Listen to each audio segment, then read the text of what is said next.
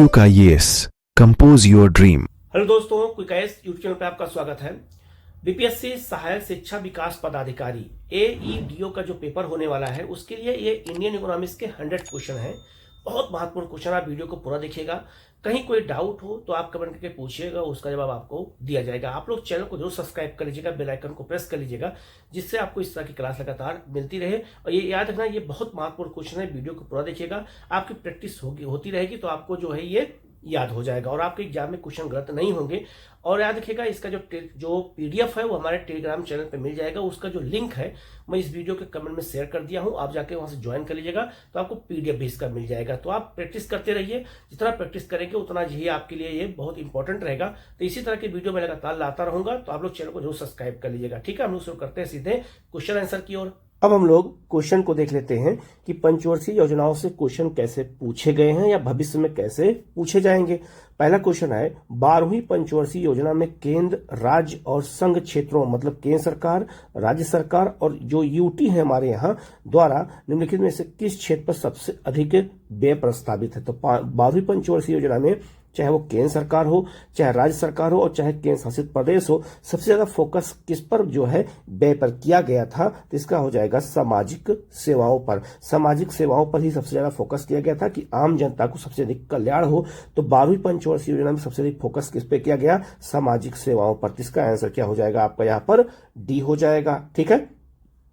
दूसरा आपका है, पिछड़े देशों के लिए रोलिंग प्लान का सुझाव किसके द्वारा दिया गया था। आपने वीडियो में देखा होगा कि रोलिंग प्लान क्या था, कैसे उसको एक एक चीज को बताया गया था। तो याद रखना, G. मेंडन द्वारा इसको दिया गया था। तो इसका आंसर क्या हो जाएगा आपका? यहाँ पर ए हो जाएगा। ठीक है। नेक्स्ट क्वेश्चन आपका है, देश में सर्वाधिक समृद्धि दर प्राप्त की गई थी, मतलब कौन सी ऐसी पंचवर्षीय योजना में है जिसमें सबसे अधिक वृद्धि, सबसे अधिक ग्रोथ जो है देखा गया था। तो आपका है 10वीं पंचवर्षीय योजना। तो इसका आंसर क्या हो जाएगा आपका? यहाँ पर बी हो जाएगा। ठीक है। नेक्स्ट क्वेश्चन आपका है, भारत में पंचवर्षीय योजनाओं को स्वीकार करने का अंतिम अधिकार किसके पास है। तो पंचवर्षीय योजनाओं को बनाने का अधिकार सबसे पहले योजना आयोग को था, लेकिन अब पूछा जा रहा है अंतिम अधिकार किसके पास है। तो राष्ट्रीय विकास परिषद के पास है। इनके जो अध्यक्ष होते हैं ये भी प्रधानमंत्री होते हैं, और जो योजना आयोग था इसके अध्यक्ष भी प्रधानमंत्री होते थे, लेकिन अब इसका नाम क्या हो गया है? नीति आयोग। तो नीति आयोग के भी अध्यक्ष कौन होंगे? प्राइम मिनिस्टर होंगे, और राष्ट्रीय विकास परिषद के अध्यक्ष भी प्राइम मिनिस्टर होते हैं। तो राष्ट्रीय विकास परिषद याद रखिएगा बहुत महत्वपूर्ण है, जो पंचवर्षीय योजनाओं को अंतिम अधिकार देता था। ये बहुत महत्वपूर्ण है, अंतिम प्रूफ इसी द्वारा होता था। तो इसका आंसर क्या हो जाएगा आपका? यहाँ पर बी हो जाएगा। ठीक है। इस क्वेश्चन आपका है, 11वीं पंचवर्षीय योजना में सबसे अधिक रोजगार के अवसर में वृद्धि की आशा की गई थी। याद रखना, 11वीं पंचवर्षीय योजना में सबसे अधिक वृद्धि की आशा किस पे की गई थी? तो निर्माण कार्यों पर। तो इसका आंसर क्या हो जाएगा आपका? यहाँ पर बी हो जाएगा। ठीक है। नेक्स्ट क्वेश्चन आपका है, 12वीं पंचवर्षीय योजना के दिशा निर्देश पत्र का प्रकरण रहा है। मतलब यह हुआ कि जो 12वीं पंचवर्षीय योजना है उसका जो है दिशा निर्देश, या इसको हम कह सकते हैं मुख्य विषय क्या रहा है या मुख्य थीम क्या रहा है। तो विषय पूछा जा सकता है, यह किसी भी पंचवर्षीय योजना के बारे में पूछा जा सकता है। मैंने सबके बारे में डिटेल में आप लोगों को बताया है, या इसी को हम कह सकते हैं थीम। तो 12वीं पंचवर्षीय योजना का थीम क्या था? इसका आंसर हो जाएगा सी, तीव्र, संपोषणीय और अधिक समावेशी विकास। मतलब कि तीव्र भी हो, इसके अलावा सस्टेनेबल डेवलपमेंट भी हो, और साथ में समावेशी इंक्लूसिव डेवलपमेंट हो। तो याद रखना, तीव्र, संपोषणीय और समावेशी विकास तीनों को रखा गया था। और संपोषणीय का मतलब ही होता है सतत विकास, सस्टेनेबल डेवलपमेंट होता है। तो इसका आंसर क्या हो जाएगा आपका? यहाँ पर सी हो जाएगा। ये क्वेश्चन भी कई बार एग्जामों में आ चुका है। तो थीम हमें सबका याद रखना है कि अगर क्वेश्चन में आए तो गलत ना होने पाए। ठीक है। नेक्स्ट क्वेश्चन आपका है, राष्ट्रीय विकास परिषद का मुख्य संबंध होता है। तो राष्ट्रीय विकास परिषद का जो मुख्य संबंध होता है, इसके अध्यक्ष PM होते हैं। मैंने आपको बता दिया है। याद रखना, इसका मुख्य होता है पंचवर्षीय योजनाओं के अनुमोदन से। तो पंचवर्षीय योजनाओं का जो अंतिम अनुमोदन होता है वो कौन करता है? वो याद रखना राष्ट्रीय विकास परिषद द्वारा होता है, नेशनल डेवलपमेंट काउंसिल द्वारा। इसे हम शॉर्ट फॉर्म में कहते हैं NDC कहते हैं। ठीक है। तो इसका आंसर क्या हो जाएगा आपका? ए हो जाएगा। ठीक है। नेक्स्ट क्वेश्चन आपका है 10वीं पंचवर्षीय योजना के दौरान समृद्धि दर अधिकतम थी। तो 10वीं पंचवर्षीय योजना में सबसे अधिक, याद रखना जितनी भी पंचवर्षीय योजनाएं हैं वो सबसे अधिक ग्रोथ 10वीं पंचवर्षीय योजना में हुआ है। तो सबसे दौरान सबसे अधिक अधिकतम वृद्धि किस क्षेत्र में हुई है? याद रखना दलहन और तिलहन के उत्पादन में। तो इसका आंसर क्या हो जाएगा? आपका ए हो जाएगा। ये क्वेश्चन आईएएस में पूछा गया था। ठीक है, नेक्स्ट क्वेश्चन आपका है निम्नलिखित में से किस क्षेत्र को 10वीं योजना परिव्यय में सर्वाधिक प्रतिशत आवंटित किया गया था? मतलब सबसे अधिक पैसा 10वीं पंचवर्षीय योजना में किस पे दिया गया था? तो ऊर्जा पे दिया गया था कि ऊर्जा क्षेत्र को, एनर्जी को ज्यादा मजबूत करना है, क्योंकि बिना एनर्जी के देश डेवलपमेंट बहुत तेजी से नहीं हो सकता है। तो इसका आंसर क्या हो जाएगा? आपका यहाँ पर डी हो जाएगा। नेक्स्ट क्वेश्चन आपका है निम्नलिखित कथनों पर से कौन सा 12वीं पंचवर्षीय योजना के संबंध में सही है? निम्नलिखित में से दिए गए कोड से उसका उत्तर चुनना है। ठीक है, तो याद रखना पहला आपका है योजना के दौरान जीडीपी में 8% की वृद्धि हुई थी। किसमें? 12वीं पंचवर्षीय योजना में। और चूंकि सबसे अंतिम पंचवर्षीय योजना थी तो क्वेश्चन पूछा जा सकता है। ठीक है, जो 2012 से लेकर के 2017 तक चली थी। तो याद रखना इसमें 8% का ग्रोथ हुआ था, तो ये बिल्कुल सही हो जाएगा। सेवा क्षेत्र में वृद्धि 10% रहना, ये भी सही है। और बचत जीडीपी के प्रतिशत के रूप में 36.2% था। तो जीडीपी का बचत में कितना, मतलब कितना बचत हुआ है? तो 36.2% का हुआ, ये भी सही है। तो इसका आंसर क्या हो जाएगा? आपका डी हो जाएगा। इसमें तीनों पॉइंट सही है। ये भी क्वेश्चन आईएएस में ही पूछा गया था। ठीक है, नेक्स्ट क्वेश्चन आपका है 12वीं पंचवर्षीय योजना कह सकते हैं। तो 12वीं पंचवर्षीय योजना में औद्योगिक विकास की दर कितनी थी? तो 12वीं पंचवर्षीय योजना में जो औद्योगिक विकास की दर थी वो 8.1% की थी। तो इसका आंसर क्या हो जाएगा? आपका यहाँ पर डी हो जाएगा। नेक्स्ट क्वेश्चन आपका है निम्नलिखित को उनके कालानुक्रम जो है क्रमबद्ध कीजिए। ऐसा क्वेश्चन बहुत बार एग्जाम में पूछा जाता है कि याद रखना कि किसी चीज को क्रमबद्ध करना है। ऐसा question UP PCS, Bihar PCS, UPSC में आजकल ज्यादा पूछने लगे हैं। तो इसको हमें बहुत अच्छे से देखने की और समझने की जरूरत है। पहला आपका है प्रथम पंचवर्षीय योजना संसद में अनुमोदित की गई थी। राष्ट्रीय विकास परिषद का जो है गठन किया गया था। स्वतंत्र भारत में पहली बार भारतीय मुद्रा का उन्मूलन किया गया था और भारत अंतर्राष्ट्रीय मुद्रा कोष का सदस्य बना था। तो सबसे पहले क्या हुआ था? तो भारत अंतर्राष्ट्रीय मुद्रा कोष का सदस्य बना था। कब? तो 1946 में। तो पहले नंबर पे हो जाएगा आपका 4। तब यहाँ 4 नंबर, इन चारों ऑप्शन में 4 नंबर 1 पर यहाँ पर है। तो आंसर अपने आप निकल गया, लेकिन फिर भी सबको जानना जरूरी है। इसके बाद स्वतंत्र भारत में पहली बार भारतीय मुद्रा का उन्मूलन हुआ था 1951 में। ठीक है, राष्ट्रीय विकास परिषद की जो स्थापना की गई थी ये 1952 में की गई थी। ठीक है, और याद रखना प्रथम पंचवर्षीय योजना का जो संसद में प्रस्तुत हुआ था ये 1951 में हुआ था। तो याद रखना पहले 4 होगा, फिर 3, फिर 1 और फिर आपका 2 हो जाएगा। तो इसका आंसर क्या हो जाएगा? आपका डी हो जाएगा। तो ऐसी घटनाओं को, जो बहुत नियर घटनाएं होती हैं, 1-2 साल के अंदर घटित होती हैं, यहां से क्वेश्चन बार बार पूछा जाता है, इसलिए इसको हमें अच्छे से याद करने की जरूरत है। ठीक है, ऐसे क्वेश्चन अगर एग्जाम में आए तो गलत ना होने पाए।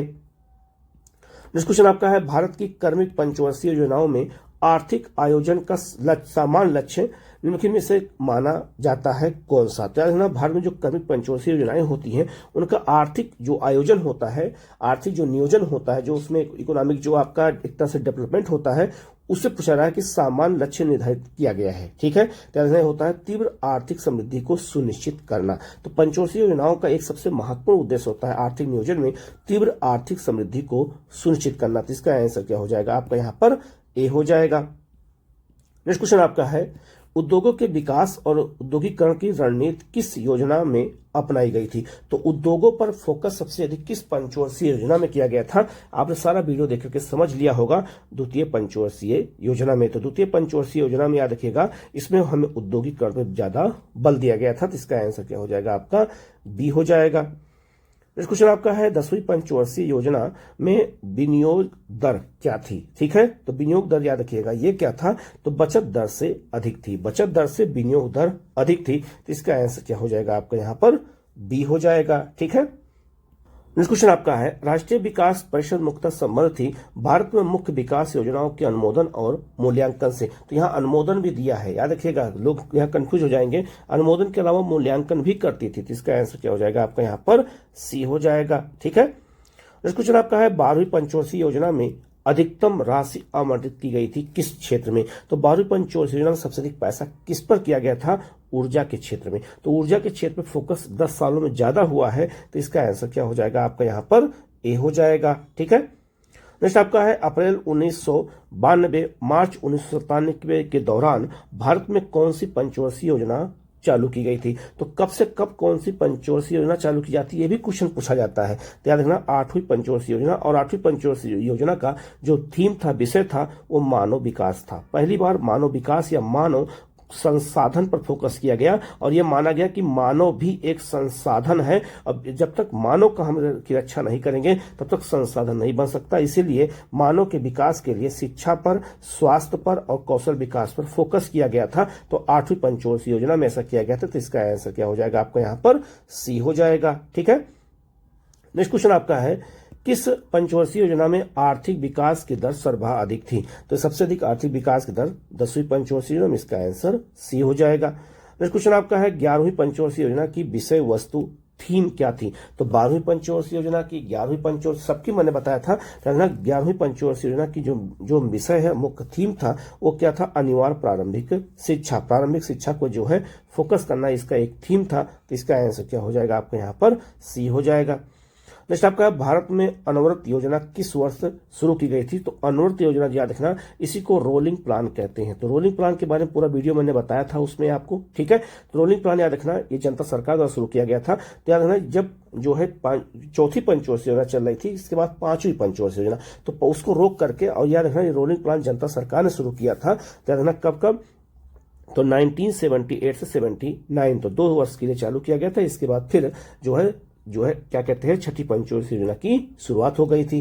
ठीक है, तो इसका आंसर क्या हो जाएगा आपका यहाँ पर, बी हो जाएगा। नेक्स्ट क्वेश्चन आपका है किस पंचवर्षीय योजना के दौरान आपातकाल लगाया गया था और नए चुनाव हुए थे और जनता पार्टी चुनी गई थी। ये क्वेश्चन पूछा गया है। तो ये आपका ये है 5वीं पंचवर्षीय योजना। 5वीं पंचवर्षीय योजना के बाद ही जो है जनता पार्टी की सरकार आई थी, और जो है इंदिरा गांधी की सरकार हार गई थी, कांग्रेस सरकार। और याद रखना फिर उसके बाद में जनता पार्टी की सरकार ने ही 5वीं योजना को 1978 में रोक दिया और रोलिंग प्लान शुरू किया था। तो इसका आंसर क्या हो जाएगा आपका, सी हो जाएगा। और पूछा जाता है कि आपातकाल के दौरान कौन सी योजना चली थी, कौन सी पंचवर्षीय योजना चल रही थी, तो 5वीं थी। तो इसका आंसर क्या हो जाएगा आपका यहाँ पर, सी हो जाएगा। नेक्स्ट क्वेश्चन आपका है यदि 1991 से बाजार अर्थव्यवस्था स्वीकृत कर ली गई, मतलब 1991 में ही देखा होगा हमारे यहाँ आर्थिक सुधार हुआ था और बाजार मुखी अर्थव्यवस्था को स्वीकार कर लिया गया, फिर भी राष्ट्रीय आर्थिक योजना अभी चालू है, इसका मुख्य कारण क्या है। तो इसका मुख्य कारण क्या है, याद रखना, इसका मुख्य कारण है बाजार अर्थव्यवस्था मुख्यतः उद्योग और वाणिज्य तक सीमित है। कृषि में केंद्रीय योजना की आवश्यकता है, क्योंकि केंद्रीय कृषि को विकास करने के लिए हम बाजार मुखी अर्थव्यवस्था की ओर नहीं जा सकते हैं। इसीलिए उद्योग और वाणिज्य तक तो ये सीमित है, कौन सा, बाजार अर्थव्यवस्था। लेकिन कृषि को फोकस करने के लिए हमें केंद्रीय योजना की आवश्यकता होती है। इसीलिए पंचवर्षीय योजनाओं को 1991 के बाद भी चलाया गया। तो याद रखना, ये बहुत महत्वपूर्ण पॉइंट है। ठीक है, नेक्स्ट क्वेश्चन बहुत महत्वपूर्ण है, याद रखिएगा।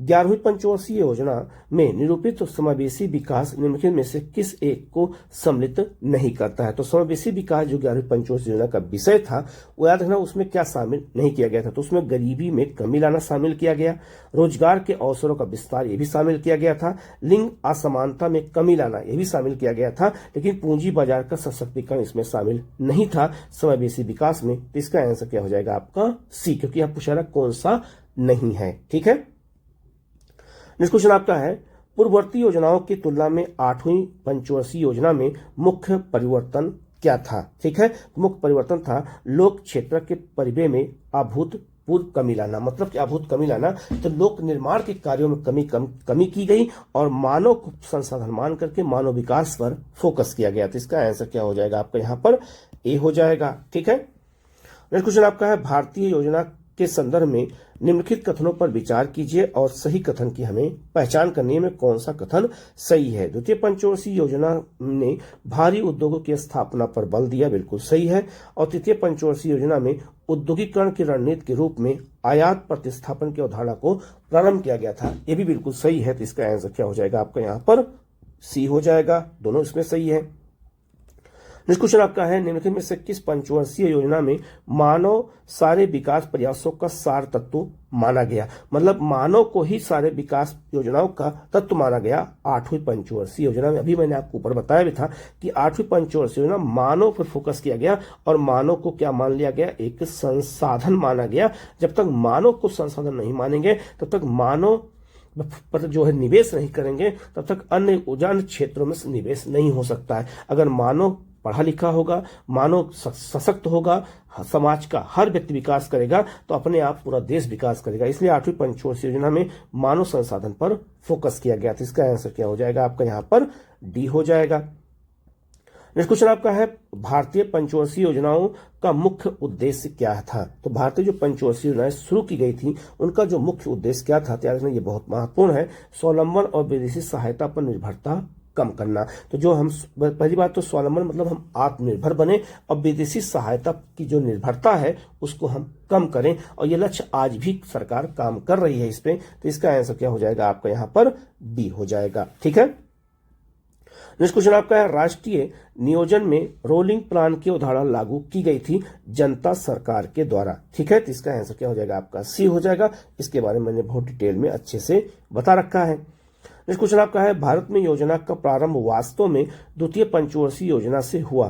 भारतीय योजना के वास्तुकार कौन थे? तो जो द्वितीय पंचवर्षीय योजना है उसका जो है वास्तुकार कौन था या किस मॉडल पे वो आधारित थी? क्या देखना, जो है पीसी महालनोबिस मॉडल पे आधारित थी। तो इसका आंसर क्या हो जाएगा आपका? यहाँ पर डी हो जाएगा। ठीक है। ये भी बहुत महत्वपूर्ण क्वेश्चन है। नेक्स्ट क्वेश्चन आपका है, भारत में वास्तविक सकल राष्ट्रीय उत्पाद की संचयी वार्षिक वृद्धि दर अधिकतम थी। ठीक है। तो किसमें थी? याद रखना 8वीं पंचवर्षीय योजना में सकल राष्ट्रीय उत्पाद का जो है वृद्धि सबसे ज्यादा थी। तो इसका आंसर क्या हो जाएगा आपका? यहाँ पर ए हो जाएगा। ठीक है। नेक्स्ट क्वेश्चन आपका है, 10वीं पंचवर्षीय योजना में उच्चतम वृद्धि का लक्ष्य रखा गया था। तो 10वीं पंचवर्षीय योजना में उच्चतम वृद्धि का जो लक्ष्य रखा गया था वो किस पे रखा गया था? व्यापार के लिए। तो व्यापार के लिए सबसे ज्यादा रखा गया था। तो इसका आंसर क्या हो जाएगा आपका? यहाँ पर डी हो जाएगा। महत्वपूर्ण है कि आर्थिक नियोजन, जो आर्थिक विकास है, आर्थिक जो प्लान है, योजनाएं हैं, का एक विषय है किसका? ये समवर्ती सूची का है कि राज्य सूची का है कि संघ सूची का है? तो ये समवर्ती सूची का विषय है आर्थिक नियोजन। इस पर केंद्र सरकार भी काम करती है और राज्य सरकारें भी काम करती हैं। तो समवर्ती सूची का विषय है, ये भी बहुत महत्वपूर्ण है। तो इसका आंसर क्या हो जाएगा आपका? यहाँ पर ए हो जाएगा। ठीक है। इस क्वेश्चन आपका है, निम्नलिखित योजनाओं में से भारत में उच्चतम वृद्धि दर किस योजना में रही है? तो सबसे अधिक उच्चतम वृद्धि दर किसमें रही है? तो ये भी बहुत महत्वपूर्ण क्वेश्चन मैंने जो है बताया था। तो याद रखना, इसमें अगर देखा जाए तो याद रखना 11वीं पंचवर्षीय योजना में, क्योंकि याद रखना जो पहले मैंने क्वेश्चन बताया उसमें 11वीं पंचवर्षीय योजना ऑप्शन में नहीं था, तो 10वीं पंचवर्षीय योजना माना गया। लेकिन अगर देखा जाए कि भारत में जितनी भी योजनाएं चालू की गई उसमें उच्चतम वृद्धि दर अगर देखा जाए, अगर ऑप्शन 10 और 11 दोनों होगा तो 11 को माना जाएगा। तो इसका आंसर क्या हो जाएगा आपका? यहाँ पर डी हो जाएगा। नेक्स्ट क्वेश्चन आपका है, द्वितीय पंचवर्षीय योजना किस मॉडल पर आधारित थी? तो याद रखना महालनोबिस मॉडल पर। तो इसका आंसर क्या हो जाएगा आपका? डी हो जाएगा। ठीक है। नेक्स्ट क्वेश्चन आपका है, प्रमुख व्यूह रचना के रूप में निम्नलिखित पंचवर्षीय योजनाओं में किसमें महिला अंश योजना आरंभ की गई थी? तो किसमें जो है किया गया था? तो इसका जो आंसर हो जाएगा 9वीं पंचवर्षीय योजना में। और 9वीं पंचवर्षीय योजना का जो विषय था वो था आपका सतत विकास, सस्टेनेबल डेवलपमेंट की अवधारणा 9वीं पंचवर्षीय योजना में एक तरह से अपनाई गई। ठीक है। क्वेश्चन आपका है, 11वीं पंचवर्षीय योजना में प्रतिपादित समावेशी विकास में निम्नलिखित में से क्या शामिल नहीं था? तो 11वीं पंचवर्षीय योजना में याद रखना जो समावेशी विकास को जो अपनाया गया था, तो समावेशी विकास जो अपनाया गया तो उसमें क्या शामिल नहीं था? तो उसमें पूंजी बाजार को मजबूत करना शामिल नहीं था। तो इसका आंसर डी हो जाएगा। ये क्वेश्चन रिपीट हो गया है। ठीक है। नेक्स्ट क्वेश्चन आपका है, निम्नलिखित में से कौन सी योजना रोलिंग प्लान कही जाती है? तो याद रखना ये छठी पंचवर्षीय योजना कहते हैं। कैसे कहते हैं? तो 5वीं पंचवर्षीय योजना याद रखना समय से पहले खत्म कर दी गई थी। तो 1978 से 79 तक यहीं से छठी पंचवर्षीय योजना को शुरू होना था, लेकिन वहां रोलिंग प्लान शुरू कर दिया गया, इसीलिए इस छठी योजना को हम क्या मानते हैं? Rolling plan. तो इसका आंसर क्या हो जाएगा आपका? यहाँ पर सी हो जाएगा। ठीक है। नेक्स्ट क्वेश्चन आपका है, पंचवर्षीय योजना के उद्देश्य निम्नलिखित में से कौन से होते थे? तो जितनी भी पंचवर्षीय योजनाएं हैं उनका एक उद्देश्य होता है डेवलपमेंट, विकास, एक होता है आधुनिकीकरण, मतलब कि नए नए जो है टेक्नोलॉजी को अपनाना, और एक होता है आत्मनिर्भरता। तो साहित्य से कोई मतलब नहीं, अब साहित्य ऑप्शन यहाँ भी है, यहाँ है, अपने आप कट गया। क्या देखना, इसका विकास, आधुनिकीकरण और आत्मनिर्भरता, तो इसका आंसर क्या हो जाएगा आपका यहाँ पर ए हो जाएगा। नेक्स्ट क्वेश्चन आपका है जो है पांचवी पंचवर्षीय योजना का मूल उद्देश्य क्या था। तो जो पांचवी पंचवर्षीय योजना है इसका मुख्य उद्देश्य था गरीबी हटाओ। तो गरीबी हटाओ का नारा पहली बार किस पंचवर्षीय योजना में दिया गया, तो पांचवी पंचवर्षीय योजना में दिया गया था। तो इसका आंसर क्या हो जाएगा आपका ए हो जाएगा। नेक्स्ट क्वेश्चन आपका है गरीबी से संबंधित निम्नलिखित समितियों के पर विचार कीजिए तथा इनके गठन को सही कालानुक्रम क्रम में व्यवस्थित कीजिए। पहला आपका है लकड़वाला समिति, दूसरा है रंगराजन समिति, तीसरा है तेंदुलकर समिति और चौथा है आपका दांडेकर और रथ समिति। तो ये क्वेश्चन बहुत महत्वपूर्ण है, याद रखिएगा। यहाँ से क्वेश्चन कई बार एग्जाम में आया हुआ है और ये क्वेश्चन कब आया था, याद रखिएगा। ये क्वेश्चन यूपी पीसीएस में आया हुआ है। पूछा गया है कि कौन कौन समितियां कब कब बनाई गई, क्योंकि गरीबी जुड़ी हुई जो समितियां हैं ये अलग अलग समय बनाई गई हैं। तो इस समितियों से जुड़े हुए क्वेश्चन कई बार एग्जाम में आए हुए हैं। जैसे आप पहला आपका जो ध्यान दीजिएगा, जो लकड़वाला समिति है इसकी स्थापना कब हुई थी, तो 1993 में हुई थी। रंगराजन जो समिति है इसकी जो स्थापना कब हुई थी, ये 2014 में हुई थी।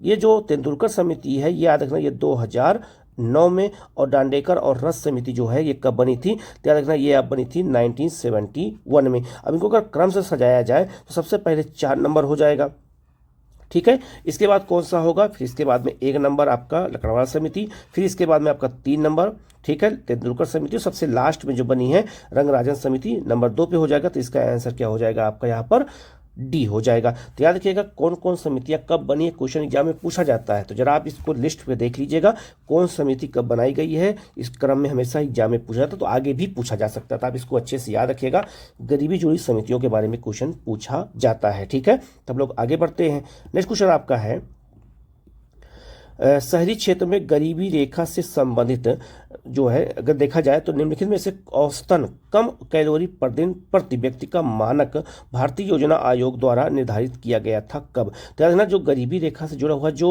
याद रखिएगा कैलोरी मापन है ये अलग समिति की सिफारिश पे किया गया था, ठीक है। लेकिन याद रखना ये योजना आयोग ने इसको जब माना था तो शहरी क्षेत्र पूछा गया था। शहरी क्षेत्र के लिए कितना था 2100 कैलोरी और ग्रामीण क्षेत्र के लिए कितना था 2400 कैलोरी। तो यहाँ चूंकि यहाँ पे क्वेश्चन क्या है शहरी क्षेत्र के लिए है, तो इसका आंसर क्या हो जाएगा आपका यहाँ पर ए हो जाएगा। नेक्स्ट क्वेश्चन आपका है गरीबी उन्मूलन का नारा, मतलब गरीबी को समाप्त करने का नारा किस पंचवर्षीय योजना में दिया गया था। तो ये 5वीं पंचवर्षीय योजना में दिया गया था। तो इसका आंसर क्या हो जाएगा आपका सी हो जाएगा। और ये जब इमरजेंसी लागू की गई थी इंदिरा गांधी द्वारा, उस समय 5वीं पंचवर्षीय योजना ही चल रही थी, ये भी याद रखना। तो इसका आंसर क्या हो जाएगा आपका यहाँ पर सी हो जाएगा।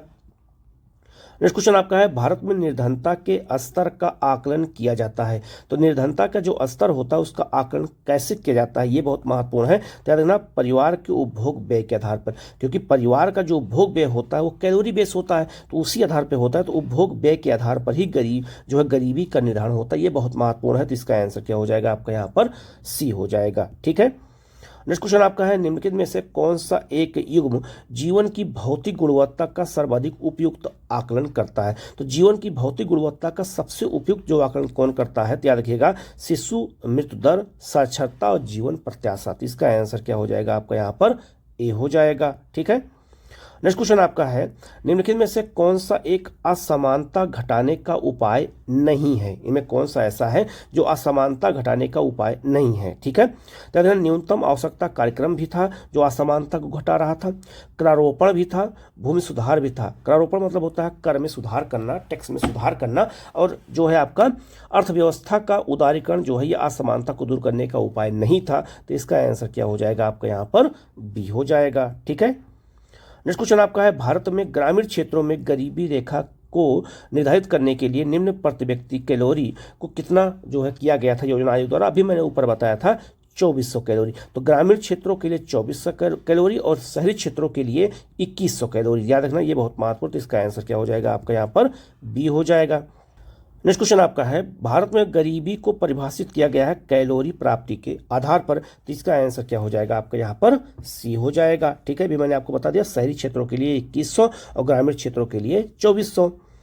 नेक्स्ट क्वेश्चन आपका है, भारत में गरीबी रेखा के नीचे के व्यक्तियों को ऐसा इस आधार पर वर्गीकृत किया गया है कि, ठीक है, किस आधार पर वर्गीकृत किया गया है, वह न्यूनतम विहित खाद्य सामग्री पाने के हकदार हैं। न्यूनतम जो खाद्य सामग्री पाने के जो हकदार हैं वो गरीबी रेखा के नीचे के व्यक्तियों के लिए किया गया। तो इसका आंसर क्या हो जाएगा आपका यहाँ पर ए हो जाएगा। नेक्स्ट क्वेश्चन आपका है, सार्वजनिक वितरण प्रणाली का लक्ष्य क्या है, जो पीडीएस व्यवस्था है उसका उद्देश्य क्या है, तो गरीबों को खाद्य सुरक्षा उपलब्ध कराना, ये सबसे पहला उद्देश्य है। उद्देश्य बहुत सारे हैं लेकिन सबसे महत्वपूर्ण उद्देश्य यही है, गरीबों को खाद्य सुरक्षा उपलब्ध कराना। तो इसका आंसर क्या हो जाएगा आपका यहाँ पर ए हो जाएगा। नेक्स्ट क्वेश्चन आपका है, चक्रीय निर्धन वे हैं, मतलब चक्रीय निर्धन किसे कहते हैं, चक्रीय गरीबी होती है, ठीक है, याद रखना। जो चक्रीय गरीबी होती है वो जो निरंतर निर्धन और गैर निर्धन होते रहते हैं, पीढ़ी दर पीढ़ी गरीबी आती रहती है। तो इसका आंसर क्या हो जाएगा आपका यहाँ पर बी हो जाएगा। तो चक्रीय गरीबी कैसे आती है, जरा आप इस मैप को देख करके याद कर लीजिएगा डायग्राम के माध्यम से, तो आपको पता चल जाएगा कि चक्रीय गरीबी का जो है कारण क्या है। तो इसका आंसर क्या हो जाएगा आपका यहाँ पर बी हो जाएगा। तो चक्रीय जो गरीबी है, निर्धनता है, वो मुख्य रूप से देखा जाए तो वो पीढ़ी दर पीढ़ी चलती रहती है, ठीक है। नेक्स्ट क्वेश्चन आपका, निम्नलिखित समितियों में से किसने जो है मात्र पोषण तत्वों की आवश्यकता के आधार पर गरीबी रेखा का निर्धारण किया है। तो जो कैलोरी बेस्ड पोषण तत्व था उसको किस समिति की सिफारिश पर किया गया था, ये बहुत महत्वपूर्ण है, ध्यान देना, ये अलग समिति की सिफारिश पर किया गया था। तो इसका आंसर क्या हो जाएगा आपका यहाँ पर ए हो जाएगा। ये भी बहुत महत्वपूर्ण क्वेश्चन है, ठीक है। नेक्स्ट क्वेश्चन आपका है, भारत में गरीबी के अनुमान हेतु निम्नलिखित में से कौन सा या कौन सी विधियों का प्रयोग किया जा रहा है। तो भारत में गरीबी का अनुमान लगाने के लिए याद रखना, ये बहुत महत्वपूर्ण क्वेश्चन है, ये बहुत इंपॉर्टेंट क्वेश्चन है, याद रखिएगा, ठीक है। याद रखना, सिर गणना विधि के द्वारा, ये बहुत महत्वपूर्ण है, कैलोरी ये भी द्वारा, और पारिवारिक उपभोग व्यय, यही 3 आधार हैं जिसके आधार पर भारत में गरीबी का आकलन किया जाता है। प्रति व्यक्ति के आय के आधार पर गरीबी का आकलन नहीं होता है। तो 1, 2 और 3 इसका आंसर क्या हो जाएगा आपका यहाँ पर बी हो जाएगा। ये भी बहुत महत्वपूर्ण क्वेश्चन है, याद रखिएगा। नेक्स्ट क्वेश्चन आपका है, poverty and un British rule in India नामक पुस्तक किस वर्ष प्रकाशित हुई थी। ये पुस्तक लिखा किसने था, दादा भाई नेहरूजी ने। ये पुस्तक प्रकाशित किस वर्ष हुई थी, तो याद रखना ये बहुत महत्वपूर्ण, 1901 में इसको प्रकाशित किया गया था। तो इसका आंसर क्या हो जाएगा आपका यहाँ पर बी हो जाएगा। नेक्स्ट क्वेश्चन आपका है, भारत में गरीबी का आकलन किसके द्वारा किया जाता है। आज वर्तमान में भी, याद रखना 2025 की बात कर रहा हूं, और चाहे मैं पहले बात करूं तो पहले योजना आयोग करता था, योजना आयोग के स्थान पे कौन हो गया है, नीति आयोग। तो नीति आयोग का टास्क फोर्स करता है, यही बहुत महत्वपूर्ण, याद रखना, टास्क फोर्स द्वारा ही जो है नीति आयोग के द्वारा गरीबी का आकलन किया जाता है, उसका जो है निर्धारण किया जाता है। तो इसका आंसर क्या हो जाएगा आपका यहाँ पर बी हो जाएगा। ये बहुत महत्वपूर्ण क्वेश्चन है, याद रखिएगा, ये याद रखिएगा, बहुत इंपॉर्टेंट क्वेश्चन है, ठीक है। नेक्स्ट क्वेश्चन आपका है, गरीबी रेखा को निर्धारित करने के लिए कौन सा संगठन जो है सर्वेक्षण करता है। गरीबी का निर्धारण कौन करता है, योजना आयोग, नीति आयोग का कार्यदल करता है, लेकिन सर्वेक्षण कौन करता है, तो सर्वेक्षण याद रखिएगा ये बहुत महत्वपूर्ण है। तो ये किसके द्वारा किया जाता है, ये याद रखना NSSO द्वारा किया जाता है। तो इसका आंसर क्या हो जाएगा आपका यहाँ पर बी हो जाएगा, ठीक है। नेक्स्ट क्वेश्चन आपका है, भारत में राष्ट्रीय आय का आकलन किया जाता है। तो भारत में राष्ट्रीय आय का आकलन किसके द्वारा होता है, तो राष्ट्रीय सांख्यिकी कार्यालय द्वारा किया जाता है, ठीक है।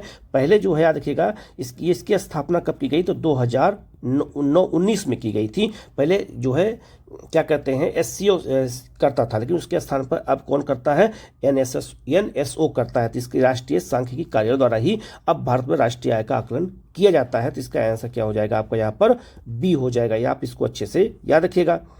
नेक्स्ट क्वेश्चन आपका है, आर्थिक नियोजन के युग के आरंभ से भारत की सकल राष्ट्रीय आय में कृषि का हिस्सा क्या है। तो 1951, जब 1951 में आर्थिक नियोजन शुरू हुआ, पंचवर्षीय योजनाएं शुरू की गई, तो याद रखना सकल राष्ट्रीय जो उत्पाद है आपका GDP है, उसमें कृषि का योगदान लगभग उस समय 55% से ऊपर था, लेकिन वर्तमान में 14 से 17 के बीच में आ गया। तो लगातार निरंतर कम होता जा रहा है। जैसे जैसे अर्थव्यवस्था बढ़ रही है, उस सकल घरेलू उत्पाद में कृषि का हिस्सा लगातार क्या हो रहा है, कम हो रहा है। तो इसका आंसर क्या हो जाएगा आपका यहाँ पर ए हो जाएगा, ठीक है। नेक्स्ट क्वेश्चन आपका है, जैसे जैसे अर्थव्यवस्था का विकास होता है वैसे वैसे GDP में तृतीय क्षेत्र का अंश क्या होता है, बढ़ जाता है। तो तृतीय क्षेत्र का अंश क्या हो गया, बढ़ गया। आज वर्तमान में 55 से 60% के बीच में ये जो है इसका हिस्सा है। उस समय इसका हिस्सा 20% था, लेकिन आज जैसे जैसे अर्थव्यवस्था बढ़ रही है, किसी भी देश में नियम है, जैसे जैसे अर्थव्यवस्था बढ़ेगी वैसे सेवा क्षेत्र का विस्तार होता जाएगा। तो इसका आंसर क्या हो जाएगा आपका यहाँ पर सी हो जाएगा, ठीक है। नेक्स्ट क्वेश्चन आपका है, निम्न कारण से जीएनपी सकल राष्ट्रीय उत्पाद, ठीक है, में श्रम की भागीदारी कम है। तो याद रखना, जो आपका सकल राष्ट्रीय उत्पाद है उसमें, जिसे हम जीएनपी कहते हैं, ठीक है, तो उसमें याद रखिएगा जो श्रम की भागीदारी क्या है, तो कीमतों की तुलना में मजदूरी कम है। हमारे यहाँ कीमतें ज़्यादा है वस्तुओं की और मजदूरी कम है, तो ये सबसे बड़ा कारण है। तो इसका आंसर क्या हो जाएगा आपका यहाँ पर, डी हो जाएगा। ठीक है, नेक्स्ट क्वेश्चन आपका है, पद राष्ट्रीय आय निरूपित करता है, मतलब कि राष्ट्रीय आय की परिभाषा इसमें कौन सी है, ये पूछा गया है। तो राष्ट्रीय आय की परिभाषा है, बाजार कीमतों पर सकल राष्ट्रीय उत्पाद, मूल्यह्रास और अप्रत्यक्ष करों को घटाकर सब्सिडी को जोड़ा जाता है। तो याद रखना, जो राष्ट्रीय आय जो प्राप्त होती है, जो बाजार कीमतों पर सकल घरेलू उत्पाद को पहले जोड़ते हैं, मूल्यह्रास और अप्रत्यक्ष कर को घटा देते हैं, सब्सिडी को जोड़ देते हैं, तो राष्ट्रीय आय मिल जाती है। तो इसका आंसर क्या हो जाएगा आपका यहाँ पर, सी हो जाएगा। ठीक है, नेक्स्ट क्वेश्चन आपका है, भारत की राष्ट्रीय आय की गणना होती है। तो भारत में राष्ट्रीय आय की गणना किसके द्वारा होती है, तो राष्ट्रीय सांख्यिकी कार्यालय द्वारा होती है। इसकी स्थापना 2019 में की गई थी। तो इसका आंसर क्या हो जाएगा आपका यहाँ पर, सी हो जाएगा। नेक्स्ट क्वेश्चन आपका है, भारत की राष्ट्रीय आय का प्रथम मापन किया गया था किसके द्वारा। तो भारत में राष्ट्रीय आय का प्रथम मापन किसके द्वारा, दादा भाई नेरोजी द्वारा किया गया था। ये बहुत महत्वपूर्ण है। तो इसका आंसर क्या हो जाएगा आपका यहाँ पर, बी हो जाएगा। नेक्स्ट क्वेश्चन आपका है, निम्नलिखित में से कौन सा क्षेत्र भारत की सकल घरेलू उत्पाद को सर्वाधिक योगदान देता है। तो सकल घरेलू उत्पाद में सबसे अधिक योगदान किसका है, तीसरे क्षेत्र का है, तृतीय क्षेत्र का है, सेवा क्षेत्र का है, जो लगभग 55 से लेकर 60% के बीच में होता है। तो इसका आंसर क्या हो जाएगा आपका यहाँ पर, सी हो जाएगा। ठीक है, नेक्स्ट आपका, भारत में राष्ट्रीय आय का गठन कब किया गया था। तो भारत में राष्ट्रीय आय समिति का गठन कब किया गया था, तो 1949 में किया गया था। तो इसका आंसर क्या हो जाएगा आपका यहाँ पर, ए हो जाएगा।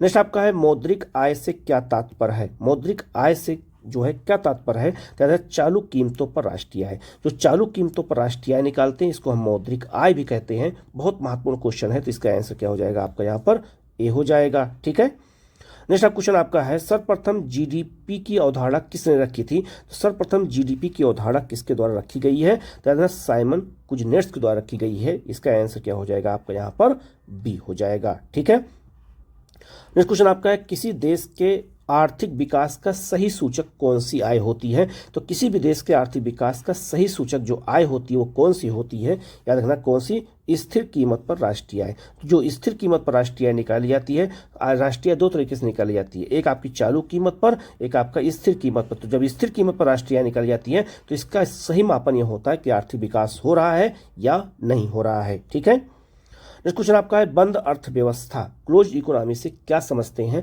तो बंद अर्थव्यवस्था का मतलब होता है जिस देश में आयात निर्यात बंद हो, आयात निर्यात नहीं होता है, उस देश को हम कहते हैं क्लोज्ड इकोनॉमी कहते हैं। तो इसका आंसर क्या हो जाएगा आपका यहाँ पर, बी हो जाएगा। ठीक है, ये भी बहुत महत्वपूर्ण क्वेश्चन है।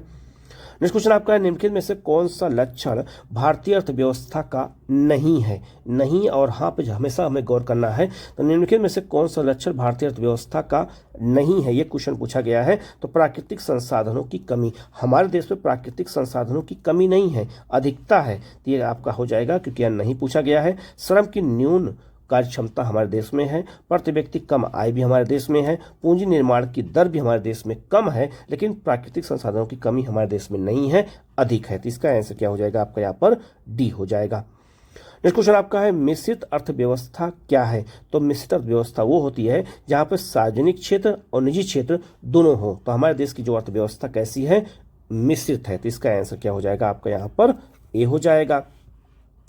नेक्स्ट क्वेश्चन आपका है, भारत की अर्थव्यवस्था कैसी है। तो भारत की अर्थव्यवस्था कैसी है, तो याद रखना ये आपका विकासशील अर्थव्यवस्था है विश्व बैंक के अनुसार। तो इसका आंसर क्या हो जाएगा आपका यहाँ पर, जो है सी हो जाएगा। ठीक है, ये भी बहुत महत्वपूर्ण क्वेश्चन है। नेक्स्ट क्वेश्चन आपका है, भारत में नियोजित अर्थव्यवस्था आधारित है। तो भारत में नियोजित जो अर्थव्यवस्था कैसी है, तो हमारे यहाँ मिश्रित अर्थव्यवस्था है। तो इसका आंसर क्या हो जाएगा आपका यहाँ पर, डी हो जाएगा। ठीक है, नेक्स्ट क्वेश्चन आपका है, विकास का भारतीय मॉडल किसके हितों की सुरक्षा करता है। जो विकास का मॉडल हमारे देश में है वो किसके हितों की सुरक्षा करता है, तो व्यक्ति के और राज्य दोनों की करता है।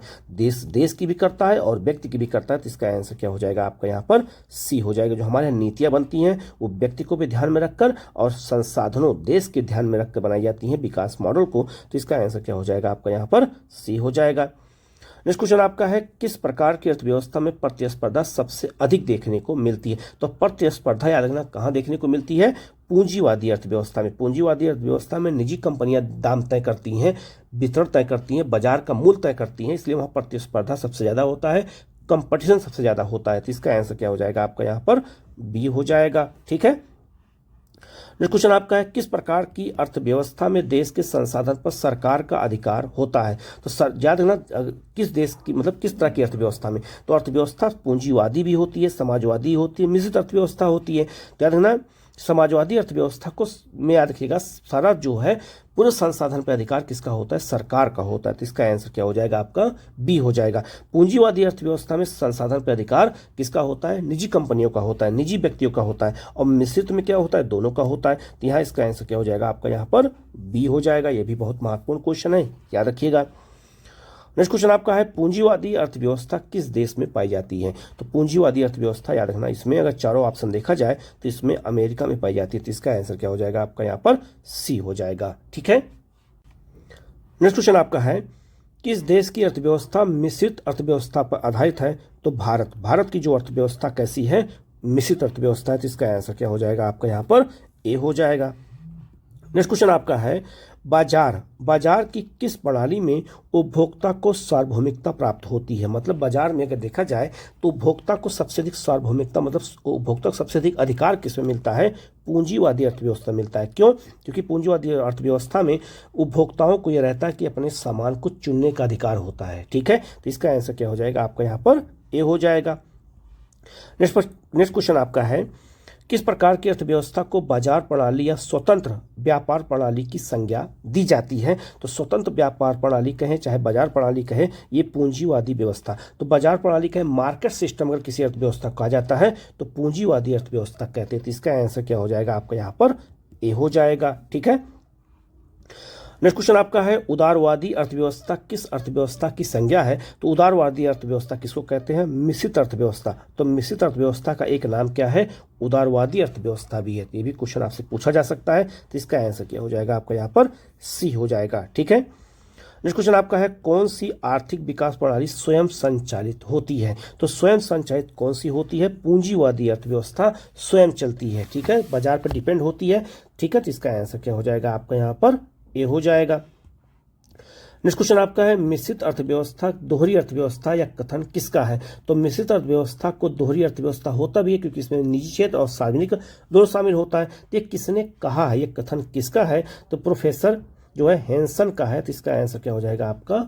ए हो जाएगा। ठीक है। नेक्स्ट क्वेश्चन आपका है, मिश्रित अर्थव्यवस्था प्रणाली में अर्थव्यवस्था को नियंत्रित करने की दिशा में नियंत्रण नीतियां कौन सी होती हैं? तो मिश्रित अर्थ प्रणाली में अगर देखा जाए तो अर्थव्यवस्था को अगर नियंत्रित करना है तो उसमें राजकोषीय और मौद्रिक नीति दोनों शामिल होती हैं। राजकोषीय नीति सरकार द्वारा की जाती है और मौद्रिक नीति रिजर्व बैंक अर्थात बैंक द्वारा किया जाता है, केंद्रीय बैंक के द्वारा। तो इसका आंसर क्या हो जाएगा आपका? यहाँ पर ए हो जाएगा। नेक्स्ट क्वेश्चन आपका है, या किसने कहा था कि मिश्रित अर्थव्यवस्था एक नियंत्रित आर्थिक प्रणाली है? या किसने कहा था? तो याद रखना ये प्रोफेसर लर्नर ने कहा था। इसका आंसर क्या हो जाएगा आपका? यहाँ पर बी हो जाएगा। ठीक है।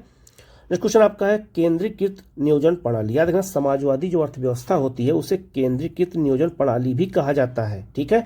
में उत्पादन के साधनों पर स्वामित्व, संचालन, प्रबंधन और नियंत्रण किसके अधिकार में होता है? सरकार या राज्य के अधिकार में होता है। समाजवादी व्यवस्था में जो देश का संसाधन होता है उसका पर अधिकार सरकार का होता है। संचालन जो है, प्रबंधन, नियंत्रण सब सरकार करती है। तो इसका आंसर क्या हो जाएगा आपका? यहाँ पर बी हो जाएगा। ठीक है। ये बहुत महत्वपूर्ण क्वेश्चन है, याद रखिएगा। ठीक है।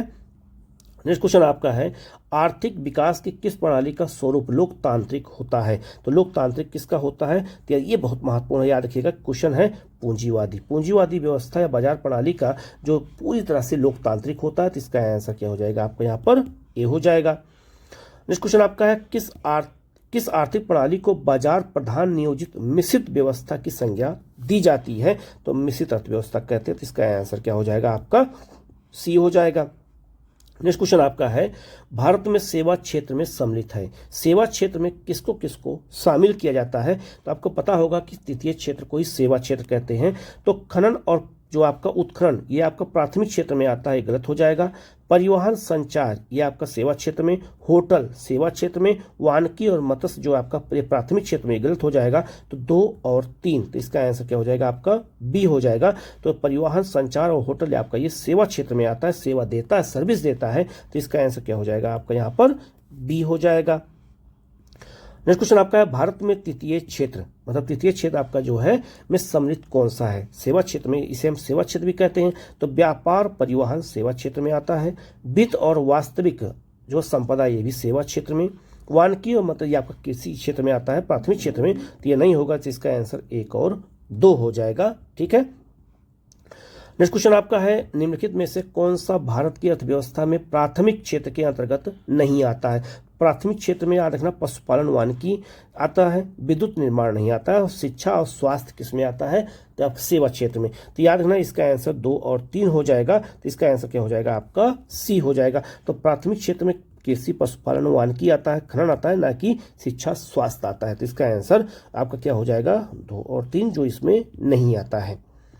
नेक्स्ट क्वेश्चन आपका भारतीय अर्थव्यवस्था का आधार किस क्षेत्र को कहा जाता है? तो भारतीय अर्थव्यवस्था का जो आधार होता है वो प्राथमिक क्षेत्र होता है, तो इसका आंसर क्या हो जाएगा आपका ए हो जाएगा।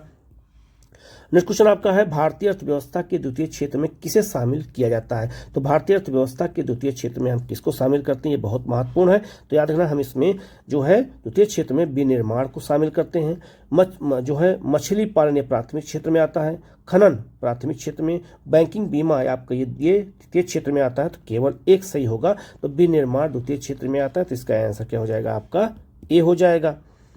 नेक्स्ट क्वेश्चन आपका है वर्तमान समय में भारत की अर्थव्यवस्था में सबसे अधिक योगदान किस क्षेत्र का है? तो भारतीय अर्थव्यवस्था में सबसे अधिक योगदान अगर देखा जाए तो तृतीय क्षेत्र का है, तो इसका आंसर क्या हो जाएगा आपका यहाँ पर सी हो जाएगा। नेक्स्ट क्वेश्चन आपका है निम्नलिखित में से कौन सी भारत की अर्थव्यवस्था के प्रारंभिक या प्राथमिक क्षेत्र में शामिल है? तो प्राथमिक क्षेत्र में खनन शामिल है, पशुपालन शामिल है, ये 2 चीज शामिल है, जबकि संचार व्यवस्था और विदेशी व्यापार ये सेवा क्षेत्र में आता है, तो इसका आंसर 1 और 3 होगा, अर्थात इसका आंसर क्या हो जाएगा आपका बी हो जाएगा। ठीक है, ये भी बहुत महत्वपूर्ण क्वेश्चन है, याद रखिएगा। नेक्स्ट क्वेश्चन आपका है वर्तमान समय में भारत की अर्थव्यवस्था में किस क्षेत्र का योगदान सबसे कम है? तो प्राथमिक क्षेत्र का योगदान सबसे कम है, तो इसका योगदान लगभग 14% के आसपास, द्वितीय क्षेत्र का योगदान लगभग 30% के आसपास, और तृतीय क्षेत्र का योगदान लगभग 55% के आसपास है, तो इसका आंसर क्या हो जाएगा आपका ए हो जाएगा। नेक्स्ट क्वेश्चन आपका है 1951 से वर्तमान समय तक भारतीय अर्थव्यवस्था में कृषि की क्या स्थिति रही है? तो निरंतर घट रही है। 1951 में कृषि का योगदान लगभग 50% के आसपास था, आज वर्तमान में 14 से 13% हो गया है, तो इसका आंसर क्या हो जाएगा आपका बी हो जाएगा। नेक्स्ट क्वेश्चन आपका है निम्नलिखित में से कौन सा भारतीय अर्थव्यवस्था के तृतीय क्षेत्र में शामिल है? तो शिक्षा और स्वास्थ्य तृतीय क्षेत्र में शामिल है, परिवहन संचार व्यवस्था तृतीय क्षेत्र में शामिल है, पशुपालन ये आपका प्राथमिक क्षेत्र में, बैंकिंग बीमा आपका तृतीय क्षेत्र में। तो 1, 2 और 4 शामिल है, तो इसका आंसर क्या हो जाएगा आपका सी हो जाएगा 1, 2 और 4। ठीक है। नेक्स्ट क्वेश्चन आपका है सरकार ने बीमा व्यवसाय के नियमन के लिए गठित किया था। याद बीमा में सरकार और प्राइवेट दोनों काम करते हैं, तो उनका नियमन होना बहुत जरूरी है, उन पर जो है कंट्रोल होना बहुत जरूरी है। तो बीमा क्षेत्र को कंट्रोल कौन करता है? तो इंश्योरेंस नियमन और विकास प्राधिकरण द्वारा किया जाता है, जिससे वो मनमानी ना करने पाए, तो इसका आंसर सी हो जाएगा। जबकि सेबी क्या काम करता है? तो याद ये स्टॉक एक्सचेंज को नियमित करता है। ठीक है, तो इसका आंसर क्या हो जाएगा आपका यहाँ पर सी हो जाएगा। नेक्स्ट क्वेश्चन आपका है अल्पकाल में भारतीय रिजर्व बैंक जिस ब्याज दर पर व्यापारिक बैंकों को उधार देता है उसे क्या कहते हैं? रेपो दर कहते हैं। रेपो दर के द्वारा ही रिजर्व बैंक व्यापारिक बैंकों को जो है अल्पकाल के लिए क्या देता है? उधार देता है। ठीक है, तो यहाँ इसका आंसर क्या हो जाएगा आपका यहाँ पर डी हो जाएगा। तो ये 100 क्वेश्चन बहुत महत्वपूर्ण है, वीडियो को पूरा देखिएगा। कहीं कोई डाउट हो तो आप कमेंट करके पूछेगा, इसका PDF हमारे टेलीग्राम चैनल पे आपको मिल जाएगा। ठीक है, ओके, थैंक यू।